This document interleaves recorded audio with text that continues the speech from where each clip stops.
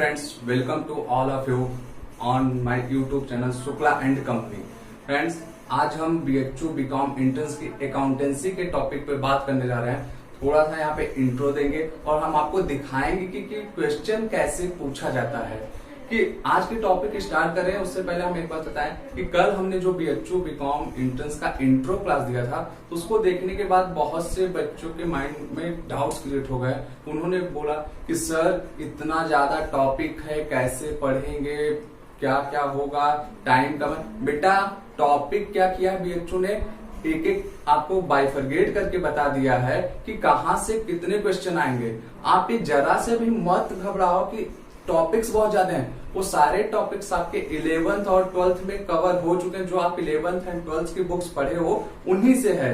बस वहां पे क्या किया गया कि बाइफरगेशन किया गया। जैसे आप ध्यान से देखोगे business environment, business studies, business finance करके बहुत 5-6 टॉपिक उसको बाइफरगेट कर दिया गया, मीन्स डिवाइड किया गया। लेकिन अगर आप उन सब को देखोगे तो आपका जो बिजनेस स्टडी की बुक रही है उसी बुक में सब कवर हो चुका है। तो कहने का मतलब कि आपकी ये बुक BHU का एक करने का मोटो क्या है कि अगर उस सब टॉपिक को एक साथ कर देता और बता देता कि सबका क्वेश्चन नंबर ऑफ आप देखेंगे कि 15 क्वेश्चन सबसे था, तो सबका sum total question approximate 60 to 75 question हो जाते हैं पांचों टॉपिक मिला के।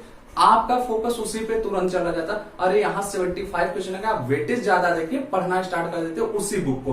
तो इस चीज से आपको बचने के लिए BHU ने क्या किया कि हर टॉपिक को अलग दिखा दिया। मीन्स 15 क्वेश्चन, 15 क्वेश्चन हर टॉपिक से आ रहा है, तो आप सबको इक्वल वेटेज दोगे। आप अपने माइंड में जरा भी डाउट मत रखिएगा कि टॉपिक्स बहुत ज्यादा हैं, कवर नहीं हो पाएगा।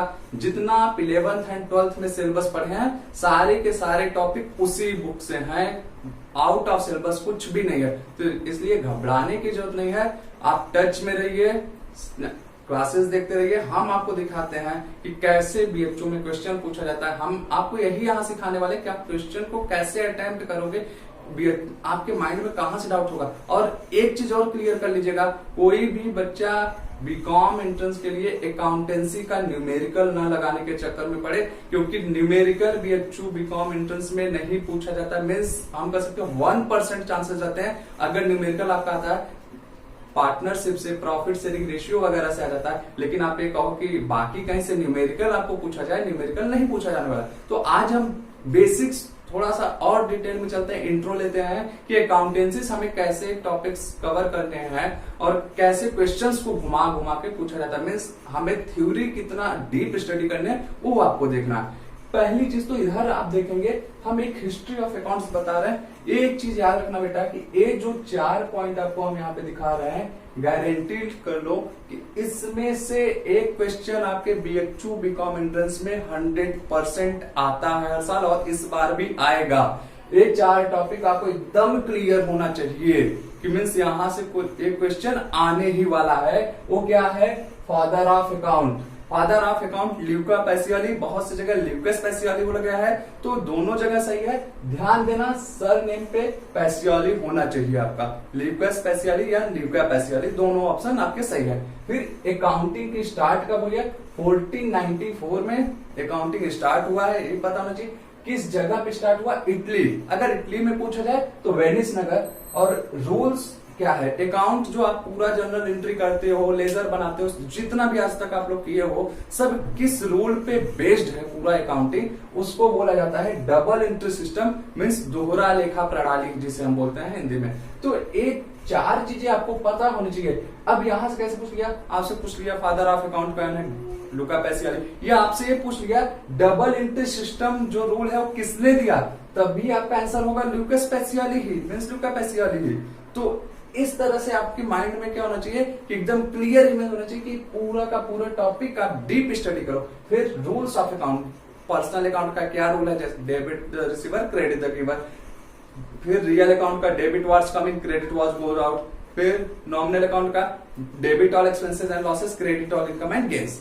अब ये रूल तो आपको याद ही होगा, नो डाउट्स। लेकिन वहां पे BHU में आपके क्या करने वाला है, थोड़ा सा घुमाता है। जैसे दे दिया रियल अकाउंट का रूल क्या है, आपका पहला ऑप्शन मिलेगा डेबिट व्हाट्स कमिंग, फिर नीचे लिखेगा क्रेडिट द रिसीवर। आप डेबिट व्हाट्स कमिंग पढ़ के तुरंत टिक लगा देते हैं, ऐसा आप गलती नहीं करने वाले।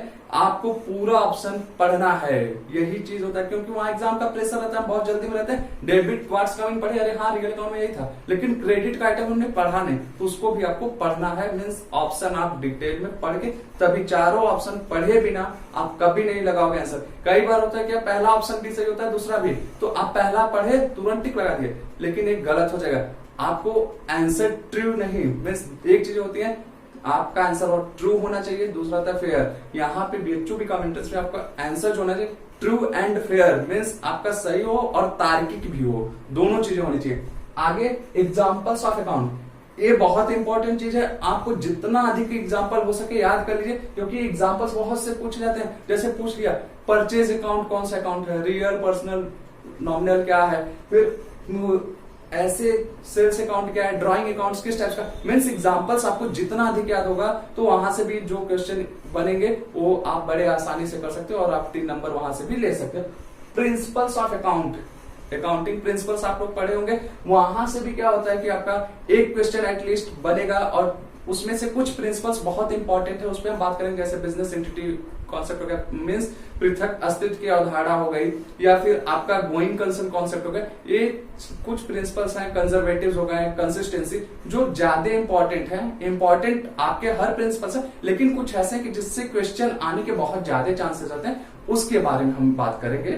ठीक, अभी आज हम एक एग्जांपल लेते हैं, आपको दिखाते हैं कि मीन्स क्वेश्चन आपका स्टार्टिंग का एक ही रहेगा, लेकिन ऑप्शंस कैसे आपके डिफर होने लगते हैं, मीन्स आपका करेक्ट आंसर कैसे डिफर हो जाएगा, वो हमें देखना है आज की क्लास में, कि कैसे एक क्वेश्चन का कितने सारे ऑप्शंस बन सकते हैं।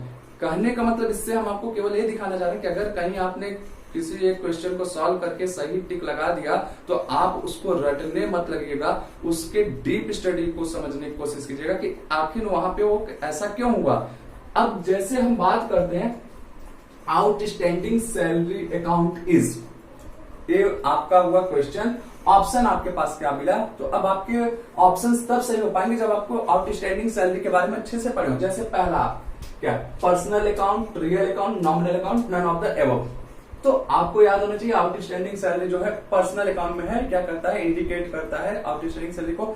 अब पर्सनल अकाउंट में भी ये पता होना चाहिए, पर्सनल अकाउंट 3 टाइप्स के, natural, personal, artificial and representative. तो रिप्रेजेंटेटिव पर्सनल अकाउंट में आप देखेंगे outstanding, prepaid, accrued and accrued, ये सारे रिप्रेजेंटेटिव पर्सनल अकाउंट के हैं। लेकिन यहाँ पे हमारे ऑप्शन में रिप्रेजेंटेटिव नहीं दिया है, केवल पर्सनल, तो हमारा पहला ऑप्शन सही होगा यहाँ पे, मीन्स क्या, पर्सनल अकाउंट। अब ये हो गया पहला केस। दूसरे केस में फिर से हम वही देखते हैं, आउटस्टैंडिंग सैलरी अकाउंट इज, अभी क्या ऑप्शन दिया आपको, पर्सनल अकाउंट, लाइबिलिटी, तीसरा ऑप्शन है both, means A and B, चौथा है नन ऑफ द अबव। अब आप ध्यान से देखें, अभी तो पर्सनल अकाउंट आपको पता चला, लेकिन आउटस्टैंडिंग सैलरी जरा सा आप फाइनल अकाउंट रिवाइज करेंगे तो बैलेंस शीट की लाइबिलिटी साइड में भी दिखाया जाता है।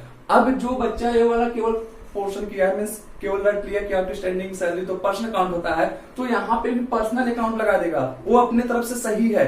लेकिन इस क्वेश्चन में आप एग्जामिनर आपसे कुछ और जानना चाह रहा है, जो कि ये है कि आउटस्टैंडिंग सैलरी पर्सनल अकाउंट है एंड लायबिलिटी दोनों है।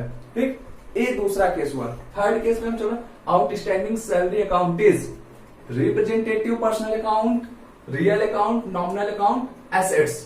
तो अब यहाँ पे क्या है कि ये रियल नॉमिनल नहीं है, हमारे पास रिप्रेजेंटेटिव, तो पहला ऑप्शन सही है। फिर से again outstanding salary account is, अब यहाँ पे क्या दे रहा है, personal account, representative personal account, liabilities and last का ऑप्शन है आपका ऑल ऑफ द एबव। अब ध्यान दीजिए, आउटस्टैंडिंग सैलरी पर्सनल अकाउंट है, हाँ है, रिप्रेजेंटेटिव पर्सनल अकाउंट है, हाँ ये भी सही है, क्या ये लायबिलिटीज है, हाँ ये भी सही है, तो दैट्स मीन्स ये मेरा सही, ऑल ऑफ द एबव। ये होता है, देखिए बहुत बारीकी से आप देखेंगे तो समझ में आ रहा होगा कि कैसे आपका एग्जामिनर क्वेश्चन चेंज करता है, कैसे आपके माइंड को डाइवर्ट कर सकता है। आप यहीं पे जो बच्चे क्या करते हैं, पूरे ऑप्शंस को नहीं पढ़ते हैं, वो हर केस में आप देखेंगे पहला ऑप्शन पढ़ते हो, टिक लगा के अगले क्वेश्चन पे बढ़ जाते हैं। लेकिन आपको ऐसा यहाँ पे नहीं करना है, आप पढ़े सब कुछ रहते हो, लेकिन आप वहां पे प्रेजेंस ऑफ माइंड कैसे अपने माइंड को यूज करें, वो बहुत इंपॉर्टेंट है। अब नेक्स्ट ऑप्शन पे हम चलते हैं, outstanding salary account is liabilities, current liabilities, both A and B, none. अब देखिए लायबिलिटीज क्या, इसमें होता है कि बैलेंस शीट की लायबिलिटी कॉलम को आप याद करेंगे, करेंट नॉन करेंट दो लायबिलिटीज होती थी। तो आउटस्टैंडिंग सैलरी को हमने देखा कि वहां लायबिलिटीज है, लेकिन लायबिलिटीज के अंदर किस हेडिंग के अंतर्गत आता है, करेंट लायबिलिटीज के अंदर। तो यहाँ पे भी मेरा ऑप्शन क्या होने वाला, सी, मीन्स लायबिलिटीज भी है और करेंट लायबिलिटीज भी है, ए हुआ। अब आगे चलते हैं, outstanding salary account is, next option में क्या दे रहा है, real account, nominal account, assets. क्या इसमें से कोई भी है, नहीं, नन, मीन्स कुछ भी नहीं है। अब स्टूडेंट्स एक चीज और आपको बता दें कि जब आप एंट्रेंस में बैठोगे, जिस ऑप्शन में आपको ऑल ऑफ द एबव या नन का ऑप्शन रहे, उस क्वेश्चन को बहुत ही केयरफुल होकर कीजिएगा, क्योंकि वहां पे एग्जामिनर क्या कर सकता है कि आपको हो सकता है नन ऑफ द एबव या ऑल ऑफ द एबव होना चाहिए। तो चारों ऑप्शन इसीलिए पढ़ने के लिए हम बोल रहे हैं कि जब आप चारों ऑप्शन पढ़ोगे तो एकदम क्लियर हो जाएगा। आज का हमें इस टॉपिक को बताने का मतलब केवल इतना है, मेरा ऑब्जेक्टिव, कि आपको ये पता होना चाहिए कि जब टॉपिक के बारे में आप पढ़ रहे हो तो डिटेल आपको नॉलेज होना चाहिए।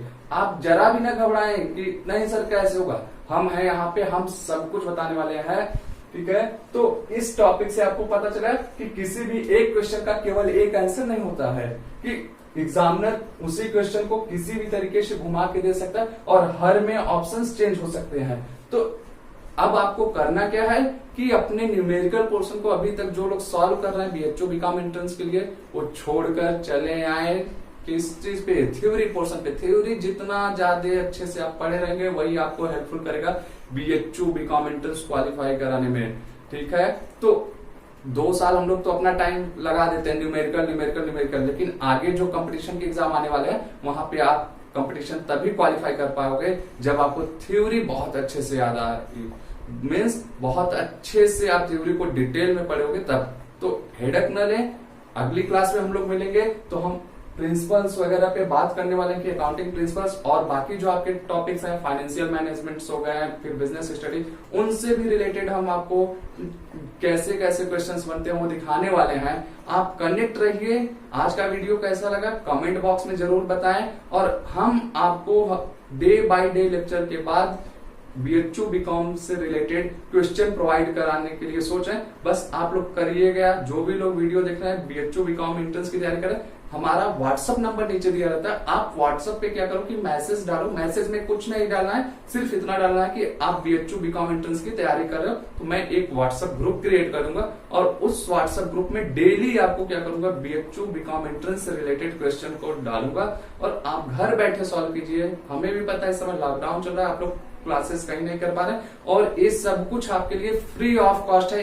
1 भी रुपए किसी को नहीं देना है, ये ना सोचे कोई कि इसके लिए चार्ज किया जाएगा। बस आप लोग घर बैठे अच्छे से तैयारी करके अपने ड्रीम को पूरा करें, यही मेरा ऑब्जेक्टिव है स्टूडेंट्स। इस वीडियो को अधिक से अधिक फ्रेंड्स के साथ शेयर कीजिए जो भी बीएचओ की तैयारी कर रहे हो। Thank you, good luck.